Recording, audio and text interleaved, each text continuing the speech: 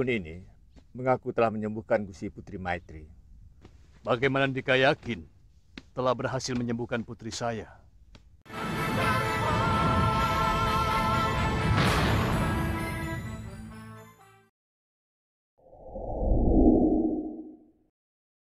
Bangsa serigala itu selalu bangun siang-siang.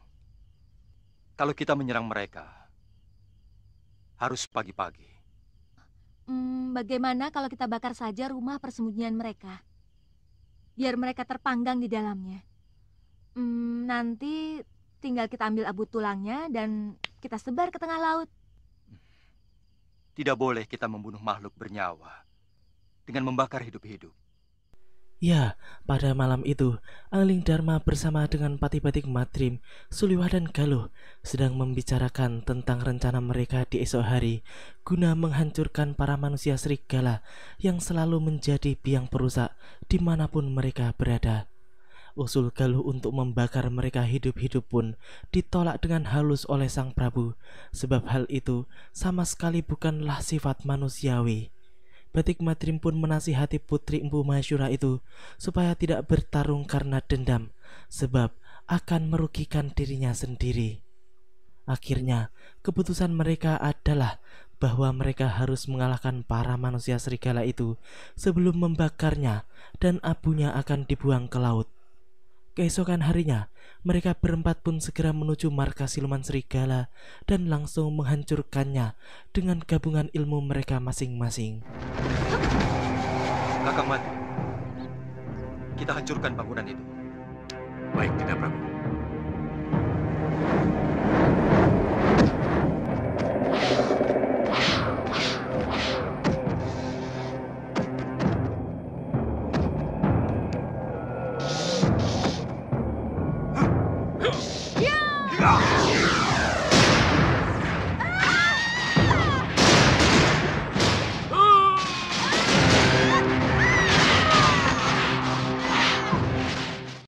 Para manusia serigala yang sedang enak-enakan tidur itu pun menjadi begitu terkejut dan panik mendapat serangan tiba-tiba yang begitu dahsyat. Mereka sama sekali tidak menyangka kalau tempat persembunyiannya telah diketahui oleh orang lain. Kenanga yang mengumpat-ngumpat atas kejadian tersebut pun bersumpah akan membunuh orang yang telah melakukan semua itu. Memang, setelah menghancurkan gubuk tersebut, Prabu Angling Dharma dan yang lainnya pun segera bersembunyi untuk melihat bagaimana respon dari para siluman itu. Selanjutnya, Sang Prabu dan yang lainnya pun perlahan-lahan keluar dari persembunyiannya untuk meringkus sekaligus membinasakan siluman-siluman jelek tersebut.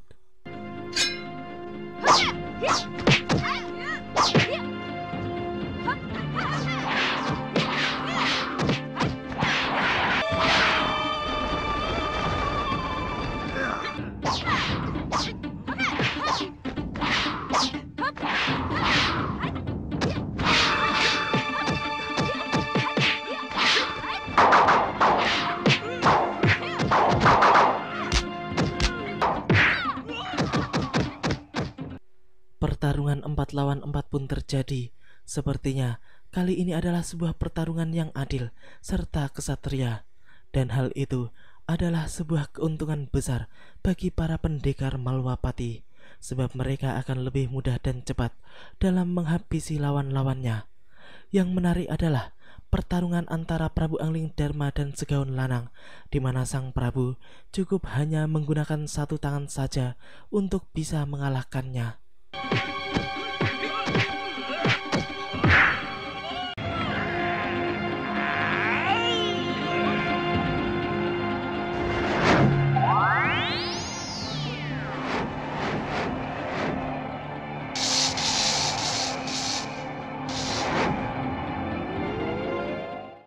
Siluman jelek itu pun kemudian menghilang, namun Sang Prabu tidak mau membiarkannya pergi begitu saja.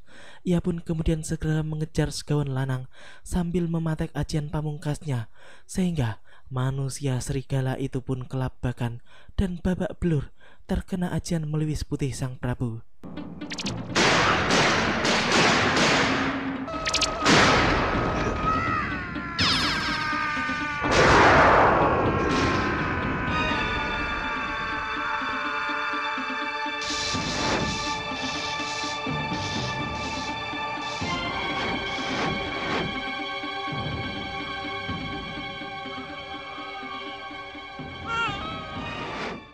Sementara itu, Galuh Parwati yang menghadapi Cempaka pun mampu mengalahkannya dengan hujaman pedang yang telak di dadanya.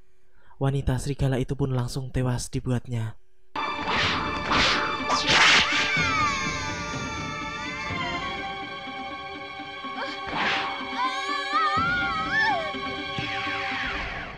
Di sisi lain, Suliwah yang sedang menghadapi Kantil pun akhirnya harus mengeluarkan ajian pamungkas andalannya, yaitu menggabungkan antara ajian inti api serta halimunan untuk menyudahi perlawanan wanita siluman tersebut yang tiada habisnya, sebab ia selalu bermain curang dengan cara menghilang setiap kali Suliwah berhasil menyerangkan pukulan atau tendangan di tubuhnya.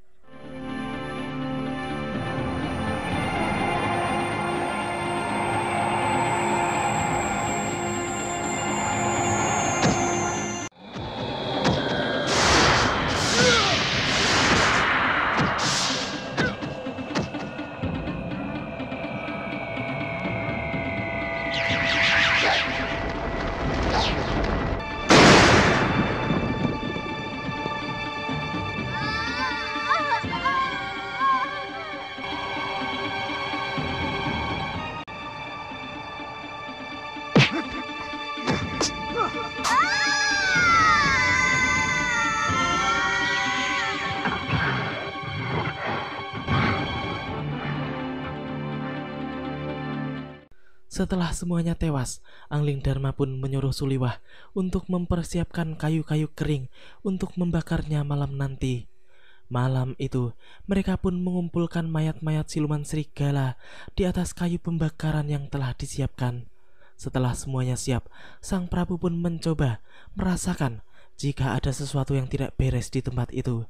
Namun kemudian, Sang Prabu pun segera menyuruh Pati-Batik Madrim untuk mulai membakarnya.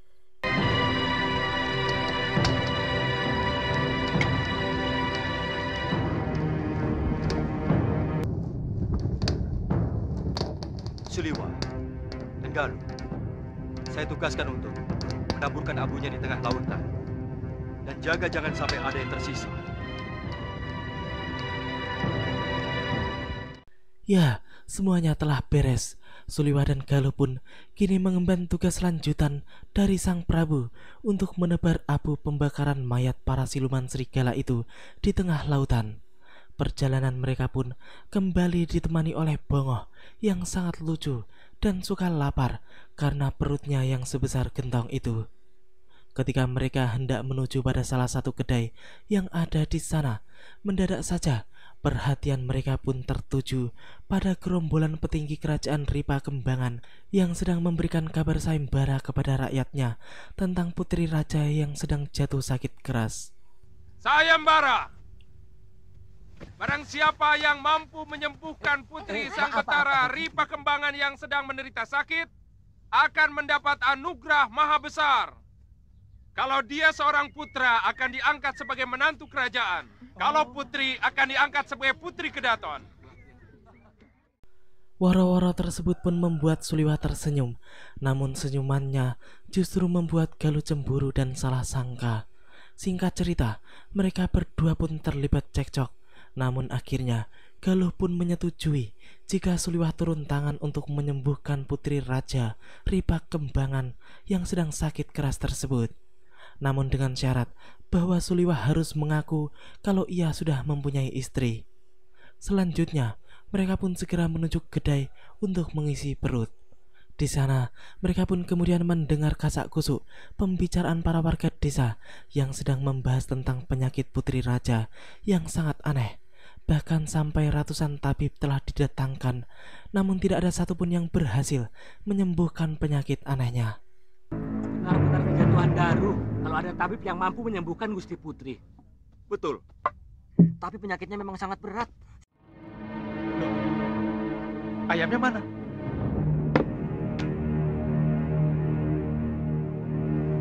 Bongoh, Ya Tuan.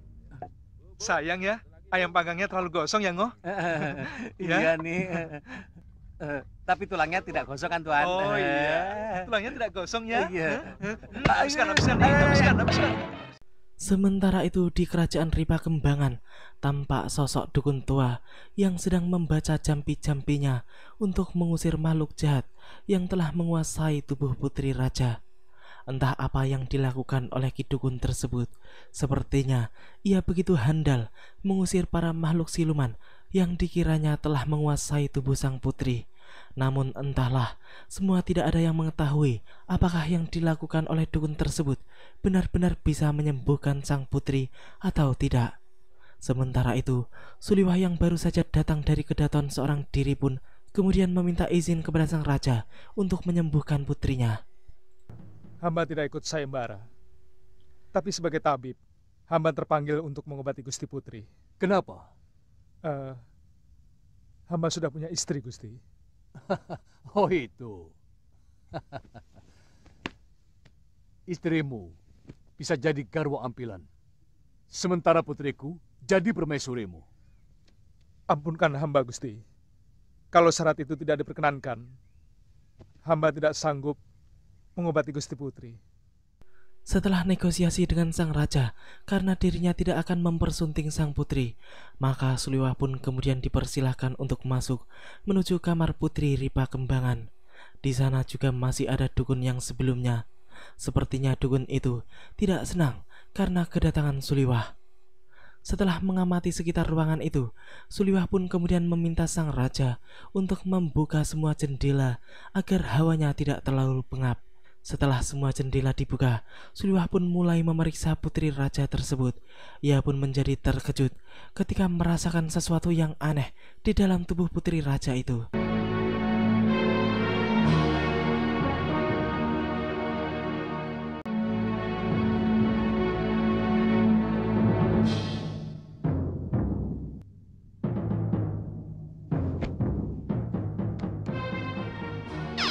Darah putih telah menyerang darah merahnya, Dewa. Ini penyakit berat, tapi bisa kamu sembuhkan. Aku akan menuntun tanganmu dalam merampok. Terima kasih, Bopo. Setelah mendapat petunjuk dari Boponya, Suliwah pun segera mengobati sang putri. Raja Ripa Kembangan pun menjadi merinding ketika melihat cahaya di kepala Suliwah. Ia merasa seperti kedatangan dewa di ruangan tersebut. Yang lebih mencengangkan lagi bagi sang raja adalah ketika melihat tangan Suliwah yang begitu cepat dalam meracik obat yang berjumlah cukup banyak. Setelah selesai meracik, Suliwah pun kemudian memberikannya kepada sang permaisuri untuk diminumkan kepada anaknya. Seluruh keringat penyakit akan keluar setelah obat itu diminumkan. Gusti Putri akan merasa sumuk, tapi tidak lama akan kembali biasa. Menurutmu, apa penyakit putriku? Darah putih memakan darah merah, Gusti Betara. Tapi kelihatannya masih belum parah. Hamba harus mencari jamur darah, daun pusu merah, dan kerang bulu, Gusti Betara. Panas. Benar apa yang dikatakan oleh Suliwah. Sang putri pun kemudian merasakan panas yang luar biasa di sekujur tubuhnya. Melihat semua itu, sang raja dan permaisuri pun tersenyum, sebab benar apa yang telah dikatakan oleh Suliwah sebelumnya. Tabib muda itu pun kemudian segera berpamitan untuk mencari bahan obat-obatan yang diperlukan. Tampaknya raja serta permaisurinya itu sudah mulai percaya dengan Suliwah dan mereka menaruh harapan besar kepada tabib muda yang telah mereka anggap sangat sakti itu. Hamba mohon pamit untuk mencari ramuan itu, Gusti Betara. Dayang, panggil Tumenggung. Baik, Gusti.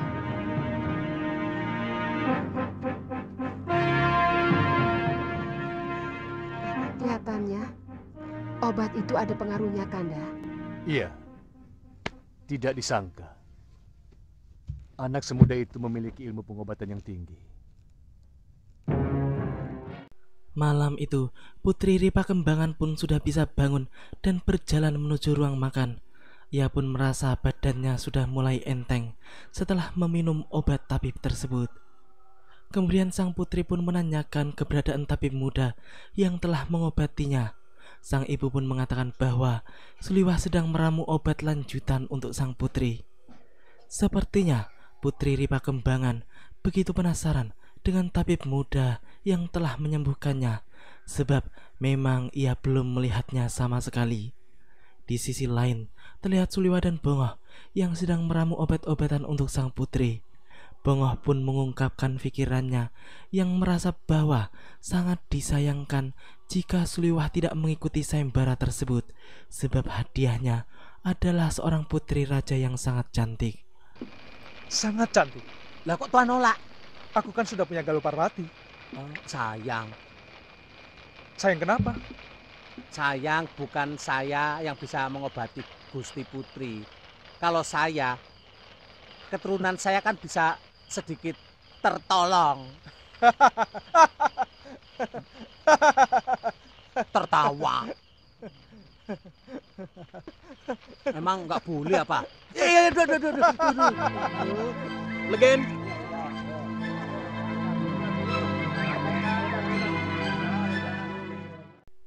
Kini kita menuju pada Tantri dan Aditya yang pada saat itu baru saja keluar dari pulau kura-kura.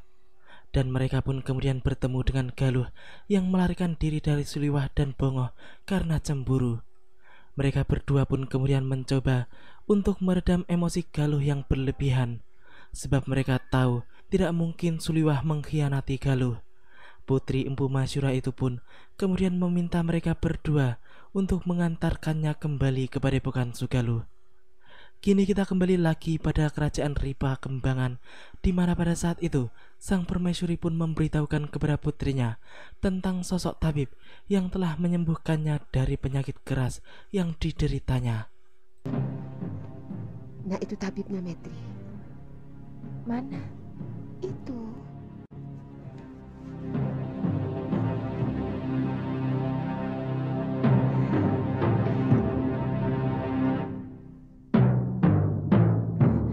Bunda. Ayo. Sepertinya Putri Ripa Kembangan itu langsung menyukai Suliwah pada pandangan pertama. Entah apa yang ada di dalam pikiran mereka berdua ketika berada saling berdekatan. Suliwah sepertinya juga terpesona melihat kecantikan sang putri. Setelah memeriksa dan memastikan bahwa sang putri telah benar-benar sembuh, Suliwah pun kemudian berpamitan untuk kembali menunaikan tugas dari Prabu Angling Dharma. Namun, belum juga ia beranjak, tiba-tiba datanglah seorang prajurit yang melaporkan bahwa mereka kedatangan Ki Dukun yang kemarin mencoba mengobati sang putri. Raja pun kemudian mengajak Suliwah untuk ikut bersamanya ke balai penghadapan guna menemui dukun tersebut. Dukun ini mengaku telah menyembuhkan Gusti Putri Maitri. Kedatangannya mau menuntut hadiah yang Gusti Betara janjikan di dalam woro-woro sayembara. Oh, bagaimana Ndika yakin telah berhasil menyembuhkan putri saya? Hamba telah mengusir lelembut dari Gunung Wingit yang mengganggu Gusti Putri. Hamba hancurkan sarangnya sehingga mereka menyerah. Terus? Mereka ketakutan dan langsung meninggalkan garba Gusti Putri. Suliwah yang mendengar penjelasan dukun tersebut pun hanya bisa tersenyum penuh arti. Sang raja pun terus mengorek keterangan dari dukun itu, walaupun dirinya sudah jelas-jelas yakin dan mengetahui kalau Suliwahlah yang berhasil menyembuhkan putrinya.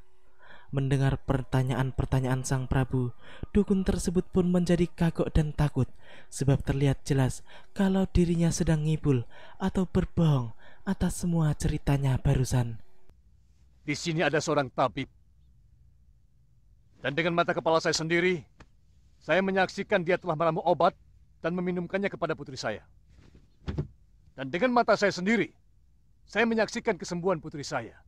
Bagaimana Andika bisa yakin bahwa Andika lah yang telah menyembuhkannya? Mungkin karena usaha bersama. Tuan Tabib melakukannya dengan obat, tapi hamba melakukannya secara halus. Dukun ngibul itu pun selalu berusaha berkelit ketika didakwah oleh sang raja.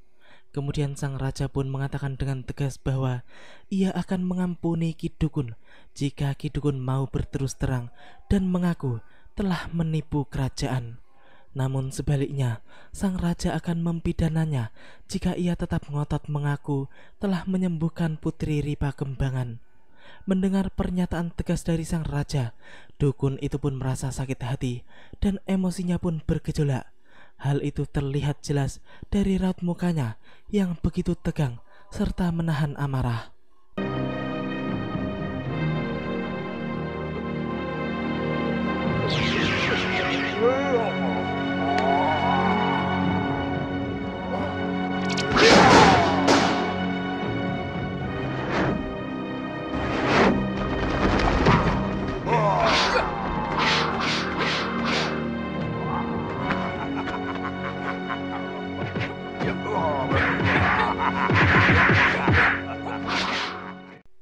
Ternyata dukun tersebut adalah jelmaan dari setan jelek yang ingin menyunting Putri Ripa Kembangan. Kini wujud aslinya pun terbongkar dan Suliwah mencoba untuk menghadapinya. Akan tetapi makhluk itu ternyata kebal terhadap serangan-serangan Suliwah yang telak mengenai tubuhnya. Hingga kemudian Suliwah pun terpaksa harus menggunakan ilmu pamungkasnya, yaitu ajian inti api, guna mengakhiri perlawanan makhluk jelek tersebut. Ia tidak menyadari bahwa yang dihadapinya adalah keturunan Dewa Surya.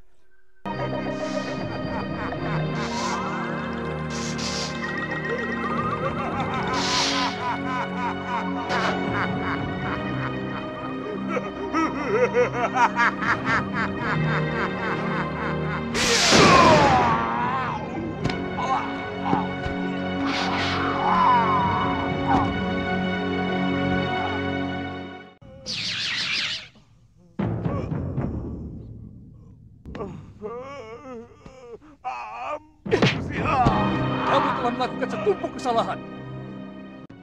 Kalau bisa bertahan hidup, hukum dia seberat-beratnya. Akhirnya, dukun jahat itu mendapat hukuman berat dari sang Prabu. Suliwah pun kemudian berpamitan untuk melanjutkan tugasnya dari Prabu Angling Dharma. Mendengar perkataan tabib muda itu, sang raja pun menjadi terkejut. Ia tidak menyangka kalau Suliwah adalah orang Malwapati dan utusan raja. Hamba masih menjunjung tinggi tugas dari Gusti Prabu Angling Dharma. Jadi Andika seorang tanda atau mungkin seorang Nayaka Negeri Malwapati. Saya sangat kagum terhadap rajamu yang sangat bijak dan dermawan. Hanya kebetulan Gusti Prabu Angling Dharma adalah kakak seperguruan hamba di Padepokan Sugalu. Oh, iya. Tisdayu bukan?